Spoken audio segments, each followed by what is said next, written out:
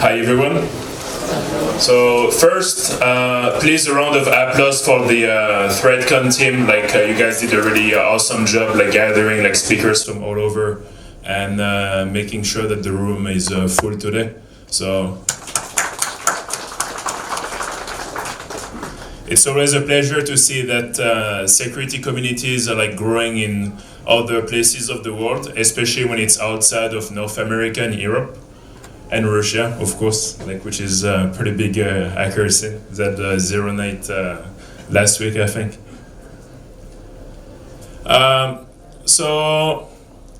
Well, we had some introduction now. But basically, our previous MC was saying, so a security company based in Dubai. So I used to live in San Francisco, where I used to have a startup doing containers for Windows. So we're basically the Docker equivalent for Windows before we got acquired by VMware.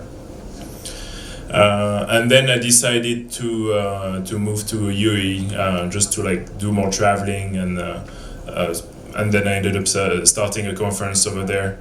But it was not my first conference. Back in France 8 years ago, I used to run 2 security conferences in France, so called No Such Con and Akito Agosum, and we're the first people to actually bring foreign speakers to France, because the French community itself being very francophone, so it's very even when you would read blog posts or forums, everything would be written in French.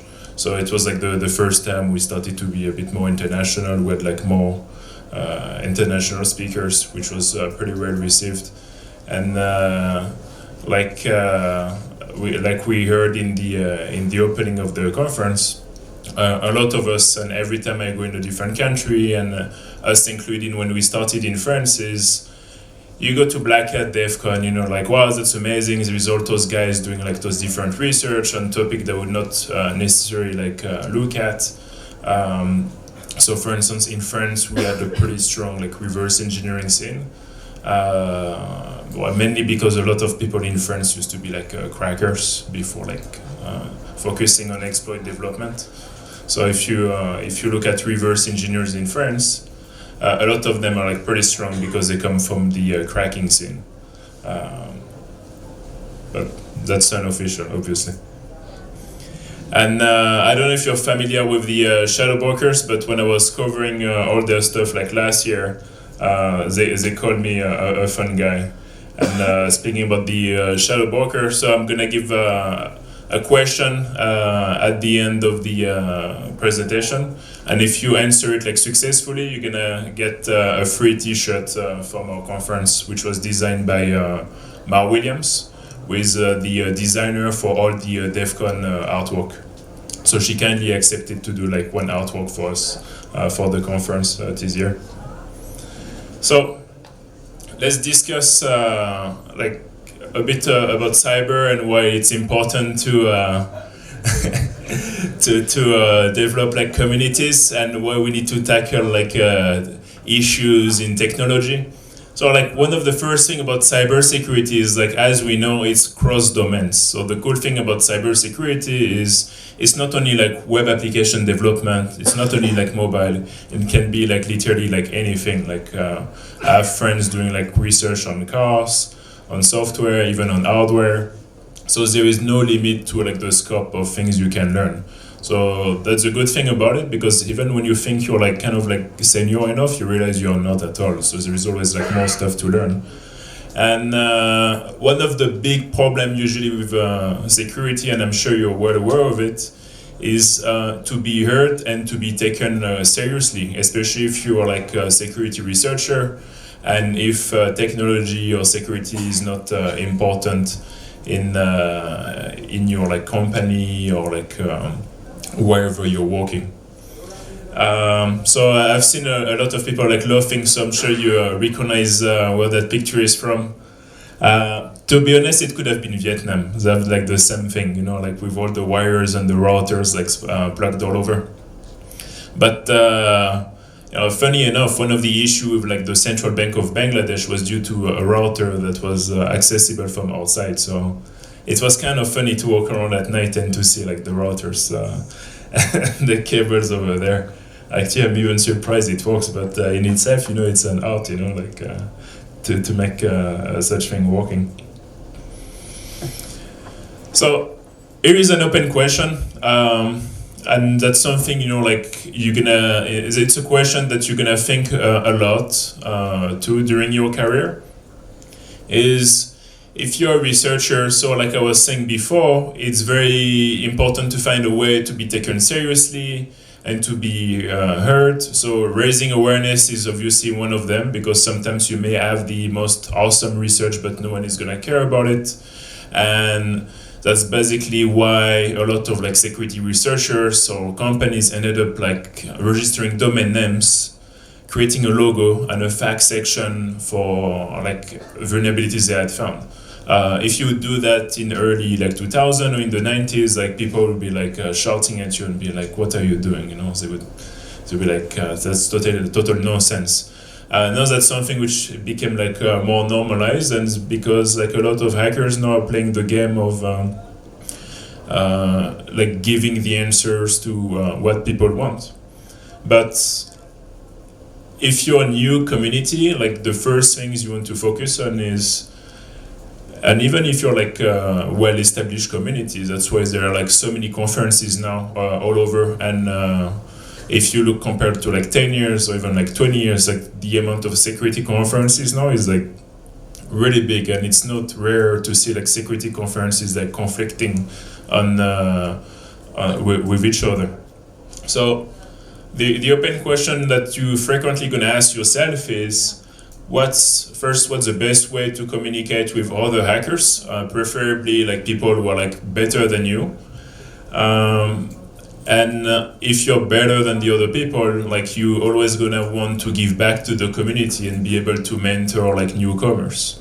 Like it was said before, for instance, like CTF are a good way, and like you should not be afraid to or intimidated to try like new challenges, to like constantly learn new things. And that's one of the things you learn a lot. For instance, like certifications, like people are like really bragging about their certifications, like certifications they have. It's nice, it's cool, but at some point you're gonna realize that there is a huge gap between certification and security research, and that's something that people don't always mention, because a lot of people work really hard for their certifications, and I'm not saying they're bad. It's actually like a pretty good like entry level topic when you want to start something and you're not sure like where to start with. But there is like the spectrum of security research is like so wide and so broad now that even like, to give you an example, before let's say like 10 years ago, it was not rare for one person to find to do like some fuzzing or to do some deadlisting, find a bug, exploit it, and have a reliable exploit for like any type of platform. So either the operating system, web browsers. Now everything has become like so complex that usually you would see multiple people collaborating. So some people would be like really good at finding bugs in browsers. Some people would be like really good at exploiting bugs like Windows kernel bugs, or like iOS bugs, like user learn or kernel learn. So you would see like it's becoming more and more fragmented, because like the complexity of like the problems we are facing now is also like increasing. And obviously you always have those issues where like like passwords are being reused and everything, or like SQL injections. But if you think of the spectrum of threat, especially for like financial institutions, which is one of the big threat in countries with low resources when it comes to IT and security, because some nation states like to target countries in Central America, in Africa, or Southeast Asia, because they know they are understaffed when it comes to security. And if you're like let's say like a malicious group, or like a bad, or if you're a threat actor, well, most of the time you're gonna be looking for like the money, right? So banks are like always the first one. Like if you're talking about critical infrastructures, that's also a problem.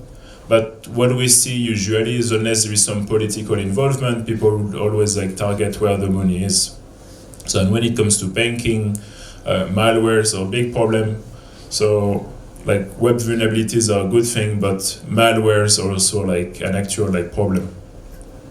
And if you have a research that you want to be reviewed by your peers, or if you want to share some research or read more research, what would be the best way for that? And if you're blocked on some stuff, like I said, since things are becoming incredibly like are becoming more and more complex, how do you collaborate with other people who may be more specialized on an area than you are?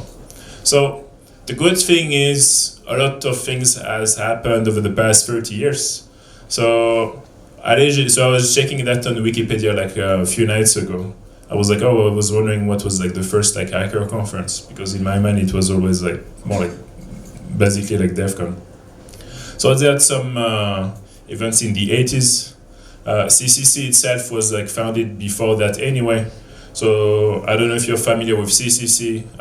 Personally, I've never been to the conference in Germany because it's always conflicting with New Year's Eve, but it's one of the biggest like hacking convention in the world.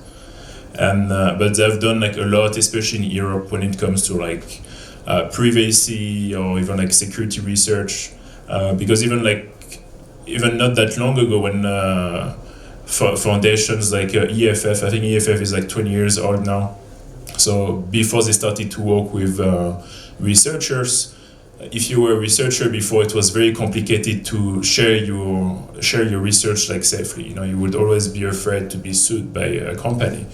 It happened like few times at Black Hat, and then you always have like association like EFF were providing you like with legal support, and that's really awesome work because now it's like a whole spectrum of things, and even like knowing the law itself is part of the spectrum of like security research, or at least most of the time you try to follow a bit of what's going on because you want to know if you're crossing the line or not. Because if you have an issue, no one is gonna care if you didn't know or not. So like DEF CON is obviously like one of the big ones. So it got started by Jeff Moss when he was like 18. That's pretty long time ago. I was 5 years old back then. And for a long time, like security was always like US centric, for like many reasons. You know, like usually when, especially when it comes to security, when you start to see like security, like developing in a country or in a region, is usually because you see like some government support or some support by like some of the biggest local companies. So it can either be banks or telco companies. Like for instance, when we are doing like OpCode in Kenya, like earlier in June, so we're doing it in partnership with a local hacker group. So they've been around for like 5 years now. They started like literally from scratch. And something like Kenya, people would expect like no one would do like any like security research, but now I have like friends in Kenya who are like Kenyans who are like doing baseband research on doing like reverse engineering on it. So, and for during that event, same thing, they also announced like a bug bounty with one of the local telco company. So they also give like a lot of like support for like local groups, and that's something like really important if you want to grow as a community, to make sure that the local establishments are like supporting the initiative and understand the value in it. Because you can go without their support, but you're gonna lose like so much time. And now, like interestingly enough, since like startups are being like trendy, so you have this thing where basically what used to be like hackerspace, where people would just like gather and just like hack stuff. Or for instance, like in France, we used to have a hackerspace called Temp Lab. It was in like a totally deserted area next to a train station. So we were basically like squatting the building, you know. And one of the main reasons we were going there is because electricity was free, because it belonged to like the French National Railway Services, and no one was using the building. So at some point they came over and they realized, they're like, how come there is like so many computers over there? But now like you have like more like institutionalized like hackerspace. Now you hear more and more about like incubators and accelerators. So they're not really like security focused, but the good thing about it is usually like it's gonna come with like good internet speed and everything, good facilities, and it also helps you to like also connect with other like companies, you know, especially if you start to do like consulting. Because like services, before you start developing a product or anything, services is always going to be like the thing you're going to try to sell. So either to like local companies or anything. But if you can collaborate with like startups or other things, it's a good like spot usually to like get to know what people are doing. Because something you always need to remember is like security is a field, yes, but it's also like cross-platform and cross-field. So it's like the spectrum itself is not like, oh, it's like cybersecurity is just like one thing. Like if you do cybersecurity, usually you have to know like everything really well. If you do like web application security, well, usually you're gonna have to know like how to develop like microservices, Kubernetes, and all those things. If you just focus on the tip of the iceberg, you won't be able to have a deep enough understanding of what can be done. So the good thing is now like there's a lot of cybersecurity like conferences all over. So I just created like a small slide about it. Like the list is not exhaustive, obviously. I probably forgot a lot of them. Like now, if you look, what's the name of that website you asked me again for the CFP?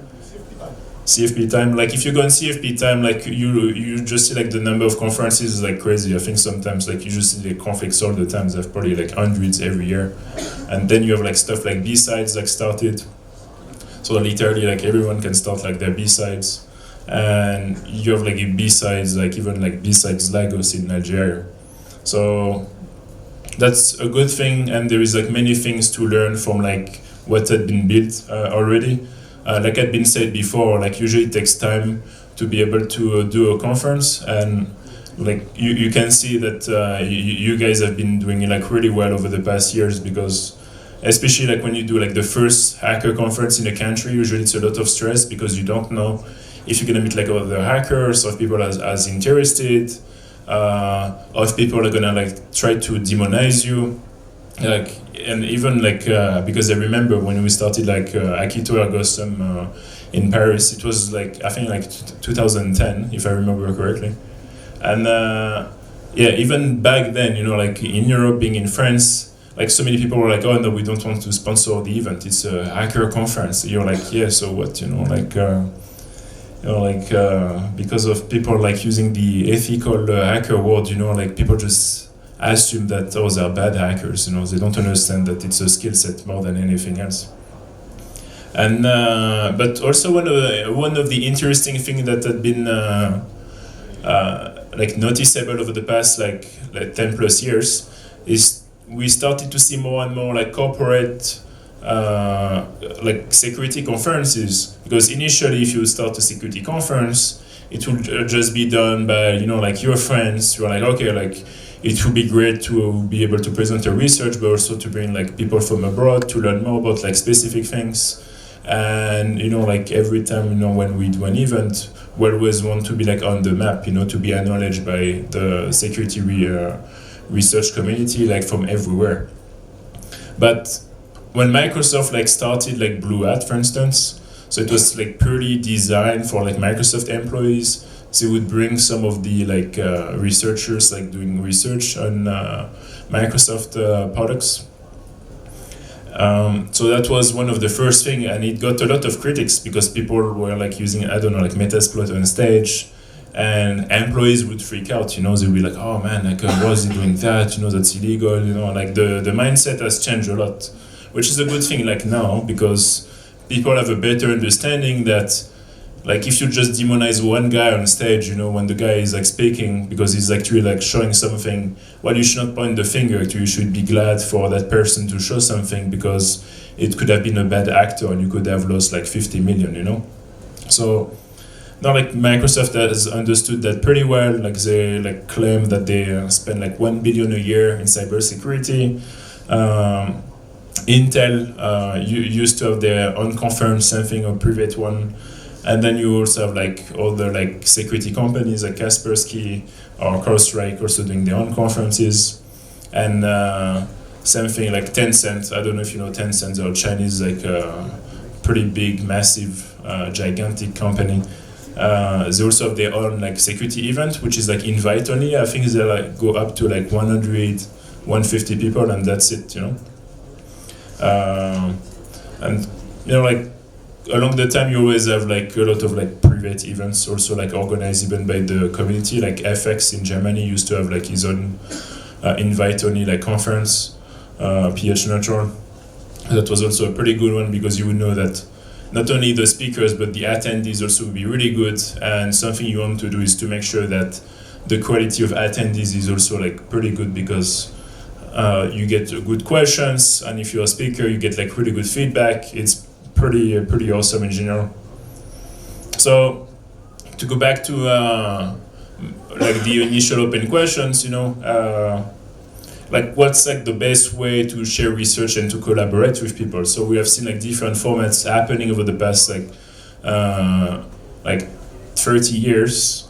So like conferences are like pretty awesome because you get to meet like people in real life and to learn a lot of research, especially when people cannot attend, like if you like have a streaming online, if you put recording of the talks online, or just like share like those slides. For instance, in our case, we just put all our slides for the conference on GitHub.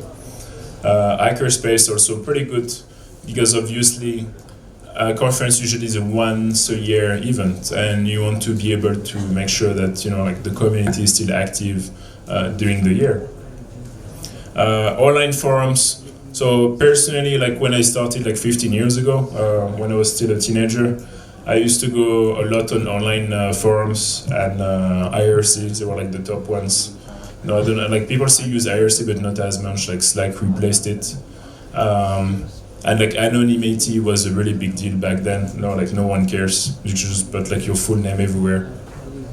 Online forums are still pretty good. Actually, like recently I started to do a bit of research on like the hacking scene for like video games, which I was not familiar at all. I was like, oh, what are they gonna do?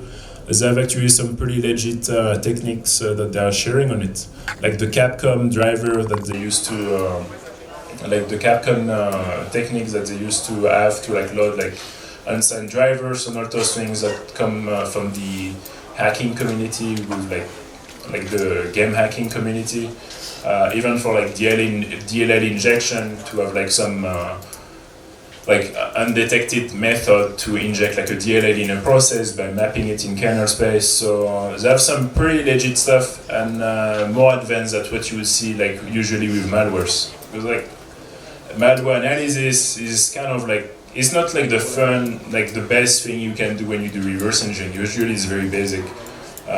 You always see like the same thing with ransomwares. So it's kind of cool to see like what type of research people are like working on, especially when like stuff like the NSA leak happen and people just like discover tools that are like 4 or 5 years old, and people are like, oh wow, we didn't think it was possible, but do you realize some people were doing it like 4 or 5 years ago? So it's always important to keep a very like critical like mindset when it comes to research, because there is always someone who's like way smarter than you are, and that's why it's really important to stay humble. Blog posts are still like pretty good. So far like it worked pretty well, and even like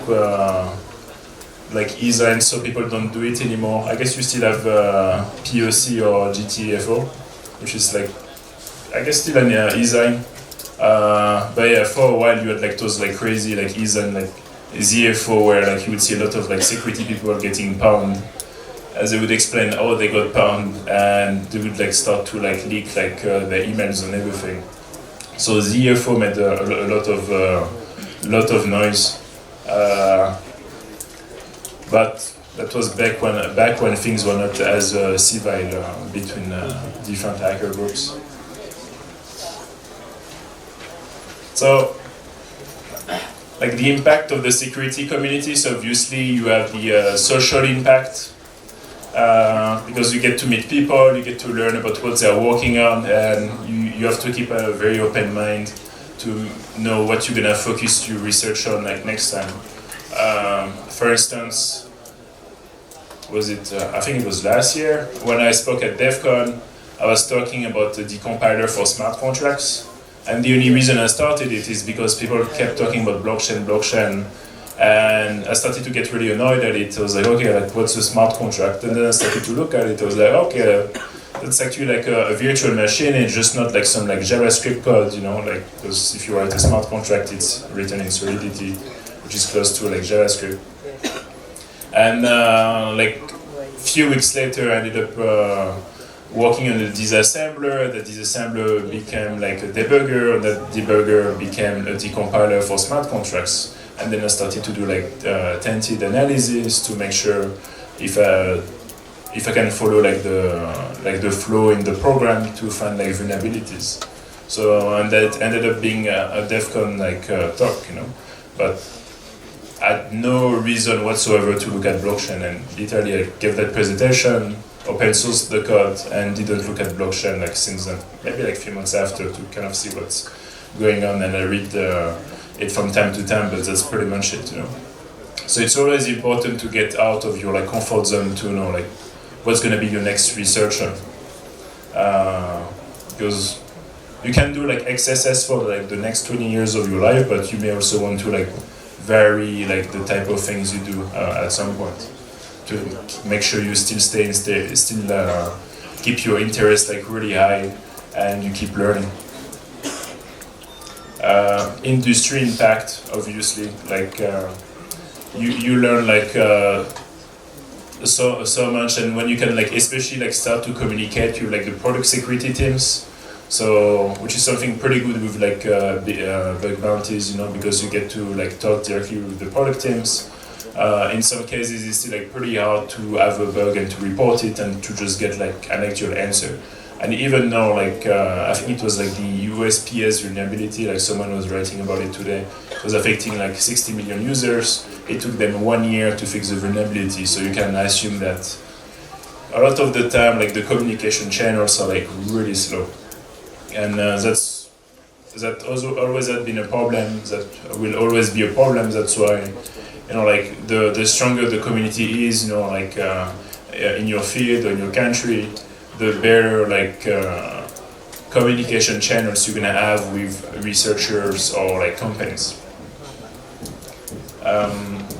And even to be honest, at some point I wouldn't be surprised if like HackerOne or Bugcrowd start to do like their own conference where they just invite like the like bug bounty researchers. You know, to be honest, that would be a pretty like logical path to it. Because like communication is like such a problem usually with vendors, and even like people who are like managing like bug bounty programs, you know, they always like receive a lot of. You have to like spend so much time doing triage on what's actually like valid or not, you know. So like I would not be surprised to see that happening like pretty soon. I think CNAC does that. Oh, do they? Do they have their own conference? But is CNAC like pure bug bounty, or is that like mixed with services? I'm not very It's more of a private service. Okay. It's sort of like an exclusively bug bounty program. Okay. So it already exists. Yeah, like even like, you know, like the mindset, you know, you have to make sure like people understand like properly like things around you, you know, like you don't want to be like you used to be a spy and but in jail for life, you know. So, you know, like, you know, people often like ask, you know, like even people who don't do security, you know, when they ask you like, are you a good or bad hacker, you know, are you an ethical hacker, you like, you have to make sure to spend the time to explain to them that it's not that black and white, you know, like usually like people have a very black and white paradigm usually does not lead to good things.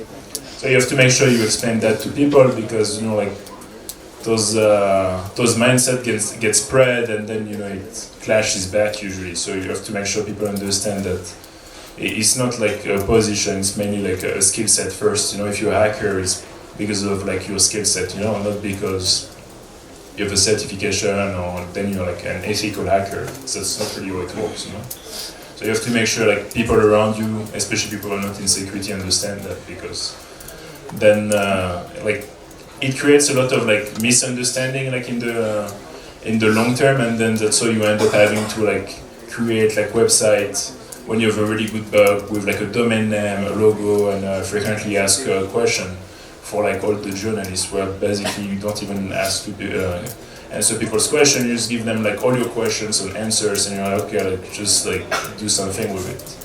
And that's something you see more and more, especially for like hardware like vulnerabilities, and because very few people understand like hardware vulnerabilities, and they just assume it's like kind of something that works only in a lab. But if you look over the past like 12 months,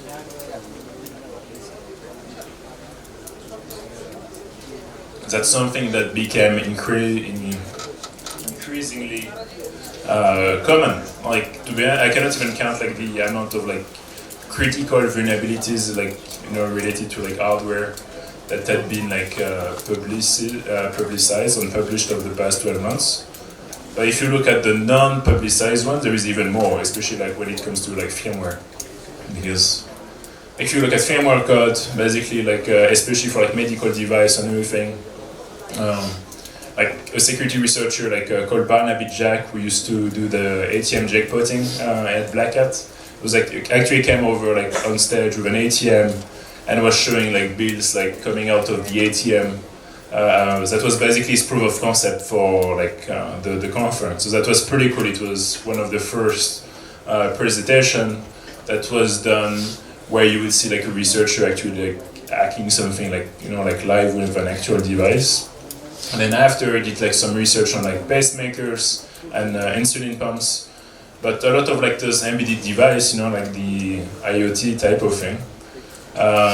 Like their firmware usually is like incredibly bad. Like it's code from the 90s, like the quality of code, all the things. So if you're like C++ code from like the 90s, you have like all those things like Stack Overflows, like these things you will not even be able to like exploit anymore on modern operating systems. So a lot of the mitigations that you see being introduced now by like hardware are like usually not even in place when it comes to like those devices. And looking also at what like because like the streamline in security is like pretty like straightforward for some stuff, Like if you look at what Intel and ARM are doing, for instance, for like hardware like based like security, like for instance like SJX, or even like with ARM like the pointer authentication with ARM like 7.2.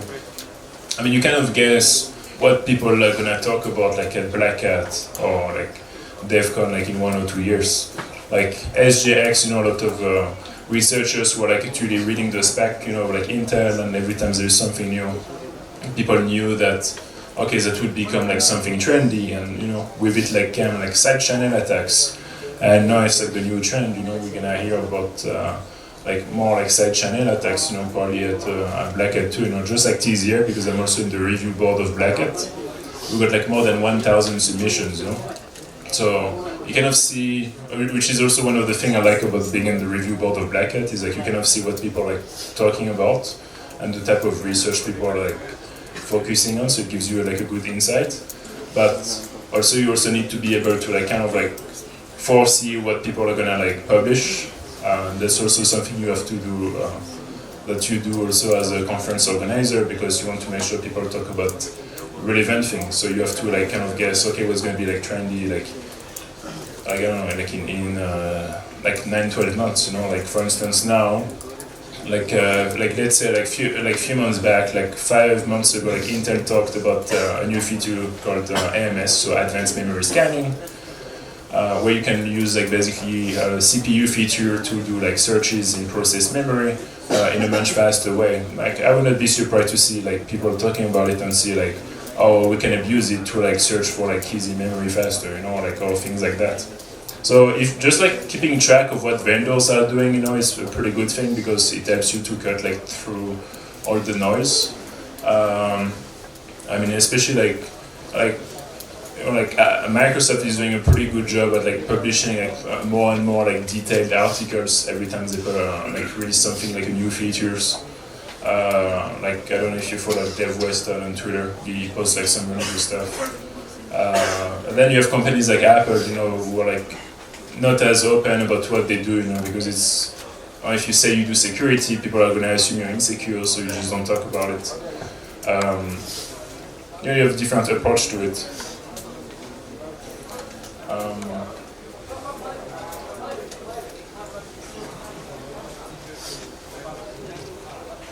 So when bug bounty started to be a thing, so with some friends we started something called the Security Vacation Club, because at some point we ended up speaking to so many conferences that were like, okay, like let's say like we're part of like this secret club called the Security Vacation Club, and everyone was like, oh wow, it sounds really prestigious. What is this? You know, how do I become a member? And we're like, oh, you know, like we don't know who's behind it. You know, like I think it's invite only. You know, and when Facebook started the bug bounty program, so Alex Rice, who is one of the founders of HackerOne, used to be at Facebook before he started HackerOne. So he's one of the person who started like the bug bounty program at Facebook. They started to do like this debit card, you know, like where basically you would get your payment on the card, like similar to how they do it now. So it was before the companies existed, and we were just like playing on that, saying, okay, that's cool. Especially like, you know, like people like Charlie Miller and Daisovi, you know, that those things were like those like, let's say, like call them like quote unquote movement, you know, like called like no more like free bugs, because at some point people were just like publishing bugs for free. And it was one of the big problems, because people were like, okay, if you publish bugs for free, well, thank you, bye. You know, you will not get acknowledged for it. And you know, if you're a security researcher, usually even if you get like a T-shirt, you know, like you know, you are happy with it, but at least, you know, acknowledge like the work, you know. So when the bug bounty program, you know, a lot of security researchers were also like critic of it. But it was also like a new way for companies to be able to get in contact with security researchers and also like to give them compensation. So from that perspective, it's pretty good.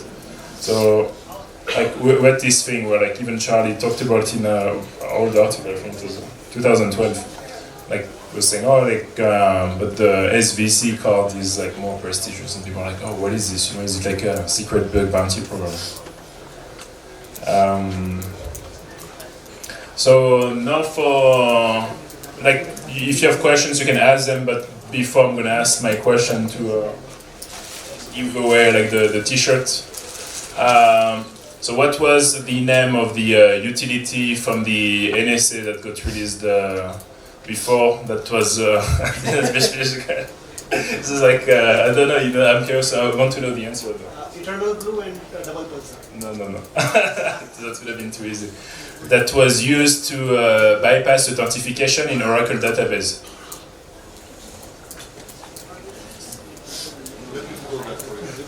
See, no excesses here.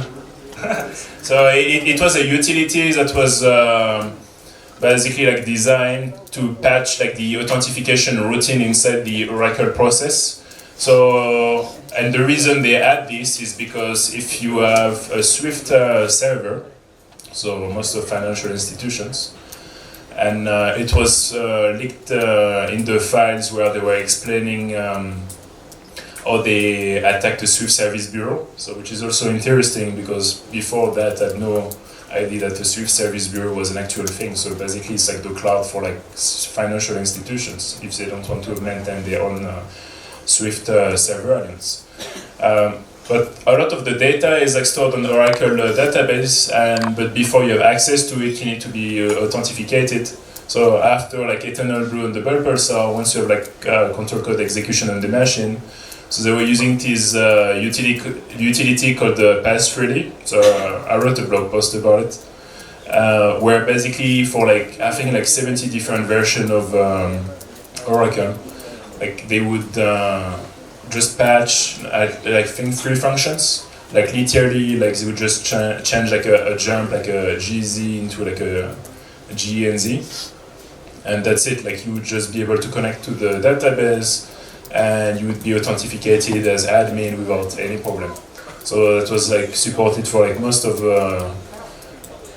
And if you look at like the Oracle like advisory reports, usually they have like a lot of bugs in general. So it was, and then in that case, it's not even a bug. Like literally, you have like code execution on the machine. You look at the process in memory and you patch it. So like since like being a protected process is not something easy unless you're like a DRM process. So it was very like trivial for like. For them to like patch that routine. So it was called Pass-Freely. You should have a look, it's pretty interesting. So What's the name again? Pass-Freely, let me type it. Yeah, if you just Google that, you should find it. So it was one of the like interesting tools, you know. Like people talked a lot about like double pulse and everything, but it actually has like a lot of like really interesting utilities. Well, since no one like found the answer, so I'm just gonna give the T-shirt to the first person to ask a question. So at least you have to ask questions. Any questions? Not a speaker. Yeah. So what is the criteria when you review a submission for a talk? What do you look into it? What parameters should be there to qualify for a successful talk? So good question actually. So the question was usually what are the top criteria or like top requirements that you look at when you do a talk review and if you want a talk to be accepted at a conference. Well, one of the first things you look at is if it's something that has been published already or not. And the second thing you look at usually is did the person who submitted the talk actually did the research on it or they're just using like someone else's tool, which is something we see a lot, which may pass in like some conferences, but if you want to like do a conference where you keep like the technical like quality really high, you want to make sure that the people who are like presenting something did actually like the research and actually like the author like behind the tool they're gonna show, you know, because if it's someone who's gonna show how to use like Kali, I mean it's cool if you do workshop, an introduction workshop if you want to like teach to other people like an introduction to like security tools. If you want to speak at a conference, like you know, like for sure, like they're gonna reject it because we're like, well, that would be more like a workshop type of thing, you know. That's not an actual like security research where like you worked on, like you know, like CFP, like one of the like, well, it's not like the only like parameter, but just like for the sake of asking, you know, ask people like how many lines of code did you write, you know, just to make sure they wrote actual code because. You know, if you didn't write any code, you know, it kind of implies you didn't do that much research. I mean, in some cases, you know, like you don't need to have like written any code, but it's a pretty like straightforward indicator, like to kind of like for your like personal decision tree, you know.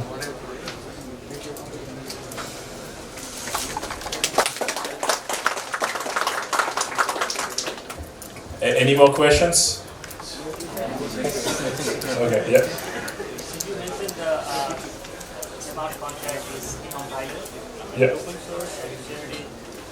And like the decompiler. Yeah. So why were you interested in looking into something like smart contract code and what inspired you at doing something like that? Which is different than what you were doing, like. Yeah. So you started investigating blockchain and stuff. So something more on that? So the question was, when you started to work on your decompiler for smart contracts, what motivated you to do it? Because it was something totally different that what I was usually doing. Well, the main reason is like, you know, at some point, even as a hacker or security researcher, you know, like you kind of have a bit of a public domain responsibility, you know, when everyone talks about something, saying, you know, like, for instance, if you look at the old like Cisco like ads, you know, they're like, oh, no hackers can break in, you know, this is like the safest thing in the world. And then you're like, oh, like Cisco got breached, you know, like the product got broken. So like it's kind of like one of the things, you know, that was happening with blockchain. You know, people are like, oh, it's unhackable, you know, like it's so secure. You're like, well, no, like, it's immutable. You know, it's different than unhackable. You know, like it's like two different things. You know, like you have to make sure like you understand the difference. So I just got annoyed by people saying that. I was like, okay, like let me look at one like thing that everyone was talking about. But you know, I'm not saying it's always like the smartest like decision. You know, like if instead of writing a decompiler like in February last year, I just have bought like Ether, you know, I would have made more money than like speaking at DEF CON, you know. Like it was like I don't know, like $10, you know, like an Ether when I was looking at it. But even like, let's say if you're like, you know, like a technologist, you know, like you would do that as part of due diligence. But yeah, one of the main reasons was because everyone was talking about it, and you know, if people say like something is secure or safe, you know, like you also have this like, or at least that's my personal opinion, this public domain responsibility where you need to like check if it's true or not, and to what extent, and what are like the limitations, you know, because usually you always have like a scope or like a spectrum where like things work well and then they don't work anymore, you know. Any more questions? Are you telling me there's no more t-shirts, so there's no more questions? What if I may or may not have another t-shirt? Okay. Well, thank you for your time. If you have any question, or if you're a student and if you want to like chat after, like don't hesitate to like come talk to me. You can always send me an email or ping me on Twitter. Thank you.